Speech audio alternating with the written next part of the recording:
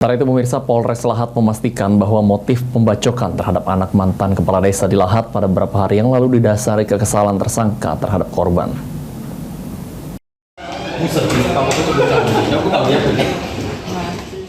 Tersangka HF warga Desa Pagar Negara, Kabupaten Lahat yang terlibat kasus pembacokan terhadap anak kades di Lahat akhirnya diamankan Polres Lahat. Disampaikan oleh Kapolres Lahat AKBP Godparlas Rosinaga pada Senin siang bahwa saat ini satu tersangka HF dengan korban Nata masih memiliki hubungan keluarga. Dari hasil penyelidikan terungkap motif tersangka menganiaya korban lantaran pelaku kesal dengan korban yang sering mengkritik ibu tersangka yang saat itu menjabat sebagai kades. Akibat penganiayaan yang dilakukan tersangka dengan menggunakan pisau, korban mengalami luka bacok di belakang bahu, punggung kanan dan lengan kiri.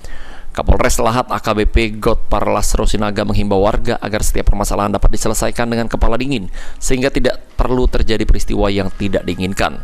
Selain itu, upaya lainnya Polres Lahat juga telah melakukan pendekatan dengan perangkat desa, keluarga korban maupun pelaku untuk bersama menjaga keamanan tetap kondusif sehingga kasus ini dapat diselesaikan secara tuntas. Korban sering mengkritik terhadap keluarga si tersangka secara berlebihan. Mungkin itu motifnya. Untuk ancaman sendiri?